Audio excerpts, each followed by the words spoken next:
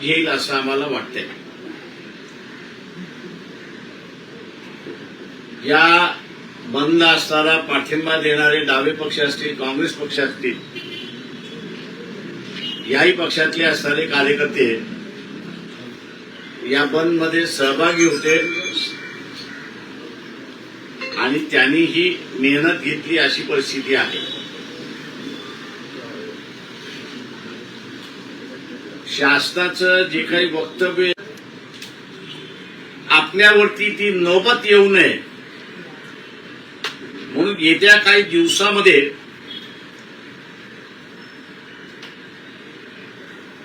हा जो विद्यार्थी बसलेला आहे जंतर मंतरला, त्याच्यावरती कुठली नाही कुठली तरी कारवाई निश्चितपणे होईल अशा रीतीच्या सुद्धा बातम्या आहेत। अशी परिस्थिती आहे। या विद्यार्थ्यांचं जे तो मोठ्या प्रमाणात इंस्टाग्राम वरती आहे अशी परिस्थिती आहे। येत्या काही दिवसामध्ये या विद्यार्थ्यांचं इंस्टाग्राम बंद झालं याचंही आश्चर्य आपण त्या ठिकाणी मानू नये। कारण कारवाई करायची असेल तर कम्युनिकेशन बंद केलं पाहिजे, मोडलं पाहिजे, होता कामा नये हे बघावं लागेल। आणि ते बघायचं असेल तर मग इंस्टाग्राम वरचं जे अकाउंट आहे, या युथ जनरेशनचं इंस्टाग्राम वरचं जे अकाउंट आहे तेच ब्लॉक करा। अशा रीती ज्या दिवशी आली त्या दिवशी आपण समजा की जंतर मंतरवरती अजून काहीतरी घडेल अशी परिस्थिती आहे। जनतेने हा पुढचा कार्यक्रम काही पक्षांशी बोलून त्याच्याच बरोबर जंतर मंतर मध्ये ज्यांनी आंदोलन सुरुवात केलेलं आहे असा जो ग्रुप आहे, एका बाजूला सोमन वांगचूक यांचा असणारा ग्रुप आहे आणि दुसऱ्या बाजूला इथे असणारा कॉकरोच पार्टीचा असणारा जो ग्रुप आहे, या दोघांशी तिथे बसून याच्या पुढचा लढा कसा राहणार आणि आपण कशा रीतीने केला पाहिजे त्याची आखणी असणारी त्या ठिकाणी केल्या जाईल।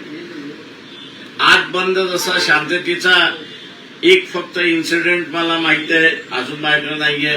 अकोल्यातल्या मूर्तिजापूरमध्ये काही दुकानांची तोडफोड झाली, याच्या व्यतिरिक्त कुठेही इन्सिडेंट घडला नाही। शांततेने असताना होईल पुढची आंदोलनं आणि ती शांततेने कसं करायचं त्याचा असताना आराखडा मी जसं म्हणालो तसं या सगळ्या संघटनेशी बसून त्या ठिकाणी आखण्यात येईल। पण कुठल्याही परिस्थितीमध्ये हा जो विद्यार्थ्यांशी खेळ चाललेला आहे, त्यांच्या भवितव्याशी खेळ चाललेला आहे, त्यांच्या मेरिटशी असताना जो खेळ चाललेला आहे तो सरकारने थांबवला पाहिजे। त्याचा आराखडा ते जोपर्यंत सांगत नाही तोपर्यंत आंदोलन हे दिल्लीतून चालू राहील असं त्या ठिकाणी दिसतंय। आणि ते चालू राहिलं तर मग राज्यामध्ये सुद्धा ते पाठिंब्यासाठी आणि पाठिंब्याचे लढे हे उभे राहतील अशी परिस्थिती आहे। मुख्यमंत्र्यांनी असं म्हटलंय की विरोधी पक्ष घाबरलेत, सभागृहात डिस्कशन करायला येत नाही। मुख्यमंत्र्यांना फक्त एकच आठवण करून देतो की उपोषणाला बसणारं एक डेलिगेशन माझ्या माहितीप्रमाणे 3 ते 4 दिवस अगोदर याच सरकारला भेटायला गेले। आम्ही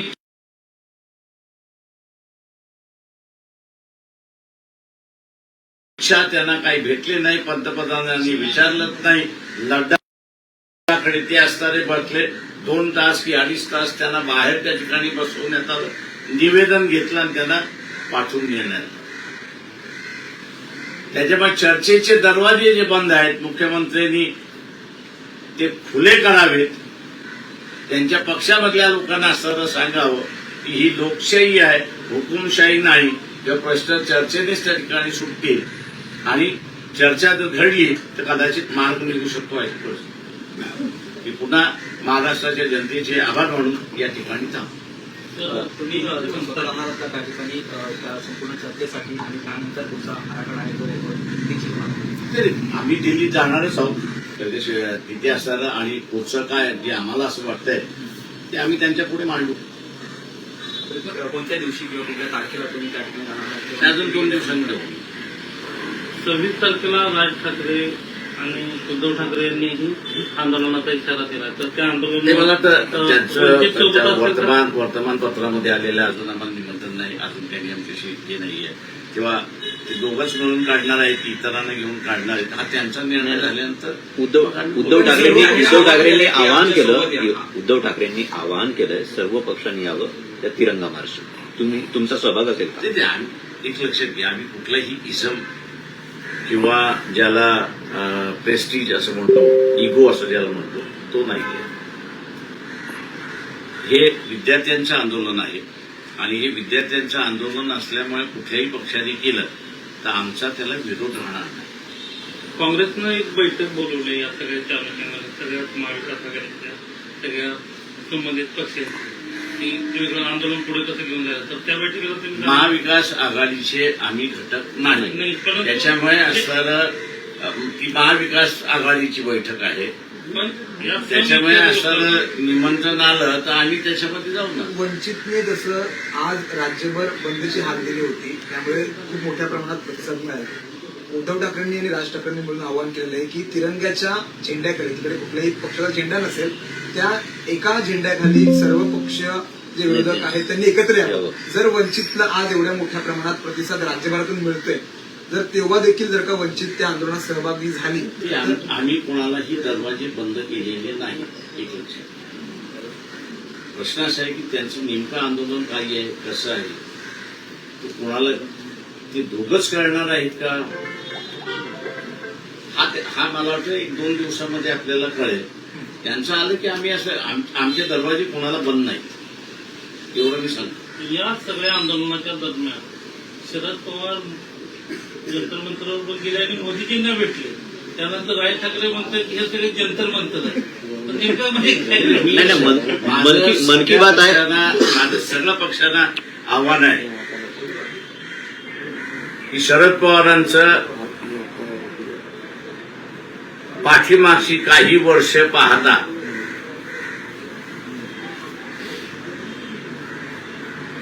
आणि त्यांनी असताना अखिलेशला कशा रीतीने फसवलं,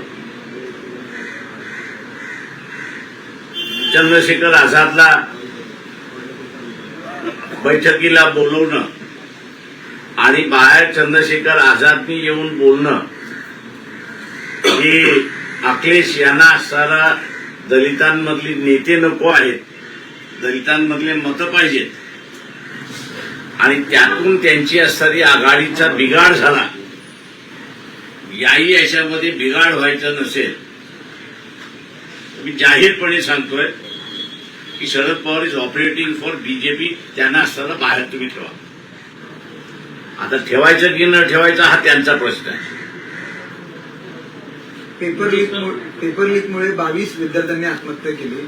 अशी काय गोष्ट आहे की जेव्हा जर धर्मेंद्र प्रधान यांचा राजीनामा घेतला तर ते कुठेतरी मोदी आणि शहांच्या गळ्यापाशी येऊ शकतं, त्यामुळे तो राजीनामा घेतला. माझं तुम्हाला सगळ्यांना प्रेसवाल्यांना एक विनंती आहे, थोडंसं पत्रकारिता करा.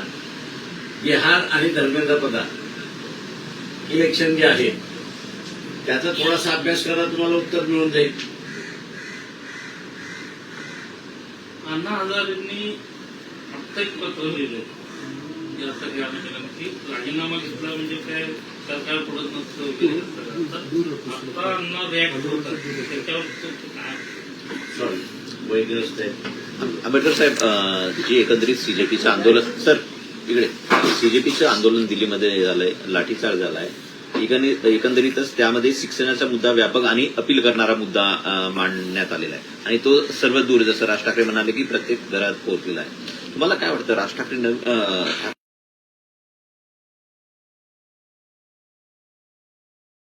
ठाकरे बंधू या एकंदरीतच आंदोलनामधून त्यांना नवीन संधी, राजकीय संधी निर्माण होऊ पाहते.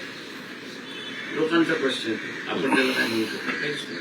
सगळ्यात या आंदोलनाच्या दरम्यान एक आता व्हिडिओ व्हायरल होतं, ज्यांना पोलिसांनी घेऊन जात होते आणि त्यातला एक पोलीसवाला त्यांना म्हणतोय की तुमच्या खिशात 50-50 ग्रॅमच्या पावडरच्या पुढे. पुड्या टाकल्या जातील आणि ज्याचं तुम्हाला जामीनही मिळणार नाही आणि आयुष्य बर्बाद होऊन जाईल. तर पोलिसांच्या मार्फत ही दडपशाही सुरू आहे. मी असं म्हणेन की आजही कुठल्याही पोलीस स्टेशनमध्ये तुम्ही धाड घातली तर तुम्हाला इलिगल 20 पिस्टल्स मिळतील, तुम्हाला तलवारी मिळतील, तुम्हाला असताना शिगा मिळतील. आता पोलीस स्टेशनमध्ये याची काय गरज आहे? तेव्हा ते जे पोलीस स्टेशनमध्ये ट्रेनिंग दिलं होतं तेच त्या पोलिसांनी त्या विद्यार्थ्याला सांगितलं तू पुन्हा ये तुझ्या पिशव्या तुझ्या बॅगमध्ये पुडी टाकतो की नाही बघ. हे पोलिसांचं नेहमीचं कार्य इतकं नवीन नाहीये. त्याच्यामुळे या पोलिसांनी नवीन केलं असं म्हणत नाहीये. सीपीची जर ताकद असेल तर त्यांनी त्याला डिस्मिस करावं इमिजिएटली. नाही, काल आता 2 दिवसापासून मला म्हणणं असेल सीपीने डिस्मिस करावं. ज्या दिवशी सीपी त्याला डिस्मिस करे त्या दिवशी हा डिस्मिस झालेला पोलीस अख्खा पोल खोल करून दे. निलंबन झालं त्याच्यात. तो चालक आहे निलंबित नाही केलेलं आहे, त्याला फक्त असताना घरी बस म्हणून सांगितलंय, सस्पेंड केलेलं नाही. परंतु त्याच्या मुखातून तुम्ही जसं म्हणताय तसं की पोलीस कशा पद्धतीनं काम अडकवत करतायत, आहेत सामान्य याच्यातलं माणसाला. एक गुढ बाहेर आलंय का?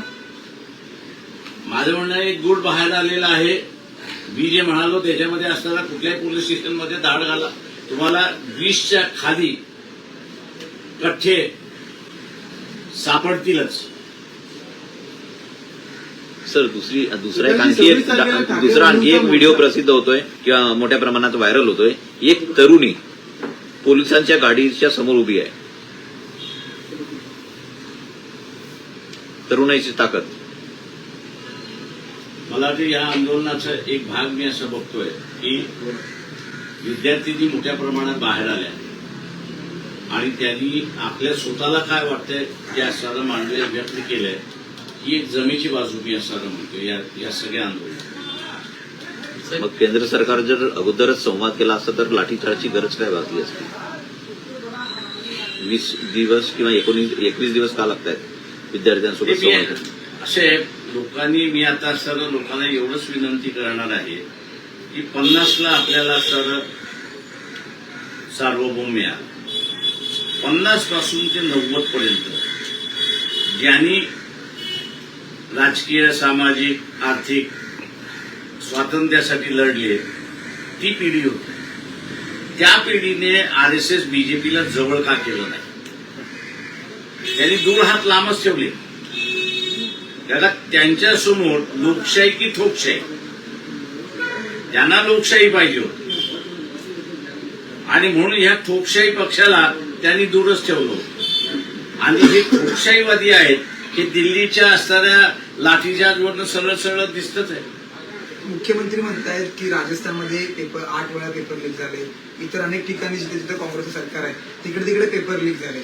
मुख्यमंत्र्यांनी या सगळ्या गोष्टीवरती एक ठोस भूमिका बजावण्याच्या ऐवजी जिथे जिकडे पेपर लीक झालेत अशी माहिती देत आहेत आणि विरोधकांना म्हणतात की तुम्ही पळपुटेपणा सोडा आणि संसदेमध्ये चर्चा करायला आहे. ते मी तेच म्हणालोय की महाराष्ट्रामध्ये सुद्धा पेपर लीक झाला. काय मुख्यमंत्र्यांनी घेतलं? काय भूमिका घेतली? शेवटी रस्त्यावरती आम्हालाच उतरावं लागलं, पक्षाच्या कार्यकर्त्यांनाच उतरावं लागलं. आणि तेव्हा कुठे असताना दादा भुसे आता हे म्हणायला लागले की आम्ही असताना फोन करतोय. पण माझी जेव्हा चर्चा झाली मी त्यांना म्हटलं याचं मूळ कोण आहे? त्याला तुम्ही शोधलंय का? त्याला पकडलेला आहे का? त्याच्यावरती कारवाई होणार का? शांतता आहे. साहेब, आंदोलनापेक्षा जास्त आपलं या आंदोलनातून आपण शिक्षणामध्ये काय बदल किंवा काही कायद्यामध्ये काय एक बदल लक्षात घ्या, शिक्षणाचं वाटोळं चाललेलं आहे. आपल्या इथे असणारी एक सिस्टम होती की बाबा एक्झामिनेशन, त्या एक्झामिनेशन म्हणून मेरिट म्हणून तो लागत होता, तो एक पॅरामीटर होता. आता असणारा पेपर लीक होऊन तो पॅरामीटरच तुम्ही संपवताय आणि दुसरा पॅरामीटर काही दिसतच नाहीये त्याच्यामध्ये. त्याच्यामुळे जो इस्टॅब्लिश पॅरामीटर आहे, मापदंड आहे याचं मेरिट बघण्याचं, तेच राहावं याच्यासाठी हा लढा आहे. राजकीय वर्तुळात आता दबक्यावादाने चर्चा आहे की या ओव्हरऑल देशामध्ये जे काही पेपर फुटी होत आहे त्यामध्ये केंद्र सरकारचाच हात आहे, त्यामुळे केंद्र सरकार कारवाई करण्यामध्ये कुठेतरी इतका वेळ लावते, अशी राजकीय वर्तुळात मला त्याच्याबद्दल तर ऍडव्होकेट दाखवतात. तर एक प्रश्न असा आहे की एकूणच या सगळ्या आंदोलनाच्या अनुषंगाने कोर्टात जावं लागलं, कोर्टाने त्यात हस्तक्षेप केला, परंतु सुप्रीम कोर्टाने मात्र म्हटलं की हे जे व्हिडिओ दाखवत असताना की आमचा वेळ वाया घालवू नका. ज्या सरन्यायाधीशांनी झुरळ ही प्रतिमा निर्माण केली त्या झुरळांच्या संदर्भातील व्हिडिओ पाहायला त्यांना वेळ नाही, अशी प्रतिक्रिया होती. मी एवढंच म्हणणार आहे चीफ जस्टिसला की तुमची प्राथमिक ड्युटी जी आहे ते संविधान वाचवण्याची ड्युटी. त्या संविधानामधलं कलम 14-21 याची अंमलबजावणी करण्याची ड्युटी त्यांची आहे. ते जर होत नसेल आणि करता येत नसेल तर त्यांची खुर्ची खाली केली पाहिजे. वेळ नाही हे सांगून चालणार नाही. प्रायव्हेट मॅटर्स बघण्यासाठी तुम्हाला जज केलेलं नाही आणि चीफ जस्टिस केलेलं नाही. तुम्हाला पहिल्यांदा असणारी जी जबाबदारी आहे, शपथ घेतात, त्या शपथेतली जबाबदारी आहे की मी असणारं संविधान इमानदारीने पाळी आणि त्याचं जे इतरांना शपथमध्ये नाहीये ते यांना आहे याचं संरक्षण करेल. प्रत्येक जजला जी शपथ दिल्या जाते ती घटनेची सुरक्षितता राखण्याची शपथ दिल्या जाते. आता तेच जर तुम्ही पाळू शकत नसाल तर चीफ जस्टिसवरनं मोकळे व्हा. सुप्रीम कोर्टाला देखील त्या सत्ताधाऱ्यांचा दबाव असं वाटतं का? मला माहित नाही त्याच्याबद्दल. थँक्यू.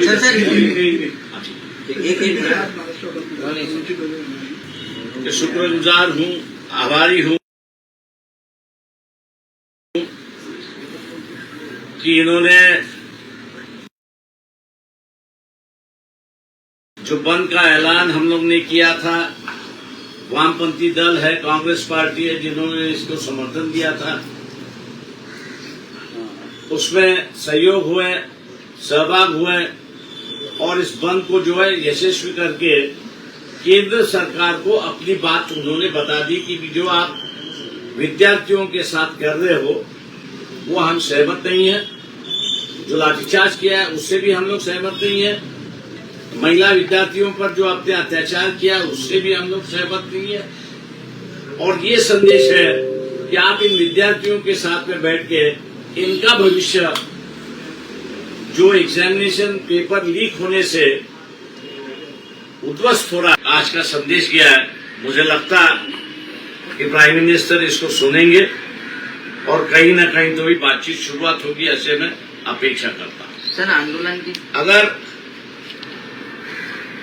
सरकार बातचीत इन विद्यार्थियों के साथ और उनके संगठनों के साथ नहीं करती है तो मैं इतना ही कहूंगा कि ये विद्यार्थी अपना भविष्य परीक्षा के माध्यम से, एग्जाम के माध्यम से देखते हैं. आखिर उनके सामने अंधेरा है और यही अंधेरा जो है उनको रास्ते पे उतार रहा है और बड़ी संख्या में वो दिल्ली भाग रहा है. जिस तरह से नेपाल हुआ, जिस तरह से बंगाल हुआ, अगर ये सरकार चाहती है कि वो उस तरह का आंदोलन भारत में ना हो तो इन विद्यार्थियों के साथ में तुरंत बैठना चाहिए. नहीं तो कहीं ना कहीं तो भी मुझे ये आंदोलन सरकार के पूरे नियंत्रण से बाहर जाते हुए दिखाई दे रहा है. मुख्यमंत्री जो है वो विरोधी पार्टी को सलाह देने के बजाय मैं ये कहूंगा कि नरेंद्र मोदी जो है उनको वो सलाह दे और कहे कि भैया इन विद्यार्थियों के साथ में बैठ के एक समझौता कर लीजिए. ये अगर सलाह देवेंद्र फडणवीस देते हैं तो मैं समझता हूँ उनके पार्टी के लिए बहुत बड़ा उपकार होगा, ऐसा मैं मानता हूँ। 26 तारीख को ठाकरे बंधु और मोर्चा निकालने होगी, क्या वंचित बहुजन आघाड़ी में शामिल होना चाहिए? ठीक है, मोर्चा आज ही हम लोग यहाँ से फारिग हो रहे हैं। उनका किस ढंग से है, क्या है, उसको देखते हुए वो हम लोग का आना चाहते नहीं आना चाहते, यही भी सबसे बड़ी बात है। उसके ऊपर निर्भर होता है। हम किसी भी दिल्ली के सपोर्ट में जो कोई आंदोलन होता है उसके हम विरोध में नहीं है, और वो अगर चाहते हैं तो ठीक है, क्योंकि ये आज के बंद को जो है वो ना ठाकरे के मतलब राज ठाकरे के जितने भी डिस्ट्रिक्ट यूनिट है उसमें से आधे से डिस्ट्रिक्ट यूनिट अपने तौर से शामिल हुए। शिवसेना के जो है वो कहीं भी शामिल नहीं हुए, ऐसी एक परिस्थिति है। प्रधानमंत्री ने ट्वीट भी किया है छात्रों को लेकर। ये मुंगीलाल के सपने हैं। हम फास्ट कोड बनाएंगे, हम उनको अरेस्ट करेंगे, लेकिन हम उनसे पूछते हैं कि भैया इसकी जो जड़ है, जिसने नीट के ऑफिस से, मंत्री के ऑफिस से जिसने ये पेपर लीक किया, उसका नाम तो बताओ, उसको तो पहले अरेस्ट करो। उसको अरेस्ट करने के बाद ही आपका बाकी की प्रक्रिया शुरुआत होती है। आप उन्होंने पकड़ा नहीं है, दालियां जो है वो पकड़ के आप चल रहे हो। दालियों को पकड़ने से क्या बात है, कुछ भी नहीं है। National security act Delhi police कह रही है कि तो मीटिंग है। लेकिन हमको जो लग रहा है कि विद्यार्थियों पर ये नेशनल सिक्योरिटी एक्ट लगाएंगे। इनका जो सोशल मीडिया है, इंस्टाग्राम, इनका जो सोशल मीडिया है उस पर मेरे ख्याल से रोक आ सकती है। और दिल्ली में जंतर मंतर पर जहां बैठे हुए हैं वहां ऐसी परिस्थिति ये खड़े करेंगे कि विद्यार्थी वहीं से चले जाए। शरद पवार ने जिस तरीके से प्रधानमंत्री से नारा मैं ये मान के चलता हूं कि शरद पवार से सबने बच के रहना चाहिए। सर, एक आखिरी सवाल, आज आपने बंद का आह्वान किया था, तो इस बीच कितने कार्यकर्ताओं को डिटेन किया गया, कितने मामले जो है दर्ज किए गए? ये पूरा आंकड़ा तो नहीं है, लेकिन सुबह सुबह का जो मेरे पास 11 बजे तक जो आंकड़ा था, 4,500 कार्यकर्ता डिटेन किए गए थे। मामले 1 घंटे में मेरे ख्याल से जैसे सभी जन उससे बाहर आएंगे वैसा है। हम लोग जो है वो अभी 5 बजे जो है वो बंद का जो कॉल दिया हुआ है उसको पीछे ले रहे, और लोगों को दोबारा हम धन्यवाद देते हैं कि उन्होंने विद्यार्थियों को साथ है ये दिखाने के लिए आज का बंद सक्सेस किया। इसके लिए मैं महाराष्ट्र की जनता को धन्यवाद देता हूँ। सीबीआई ने जिस तरीके से कहा कि हमारे पास समय नहीं है वीडियो देखने का, चीफ जस्टिस देखिए, मैं ये कहता हूँ कि चीफ जस्टिस अगर आप संविधान की रक्षा नहीं कर सकते, जिन विद्यार्थियों को पुलिस ने मारा है उसकी अगर रक्षा आप नहीं कर सकते हो,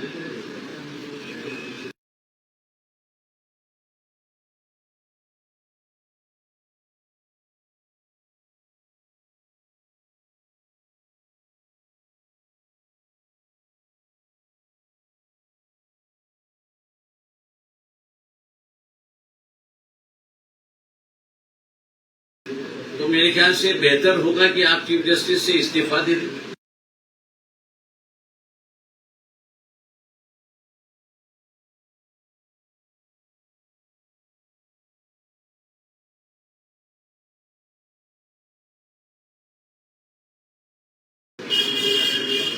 जो नया चीफ जस्टिस आएगा वो अपने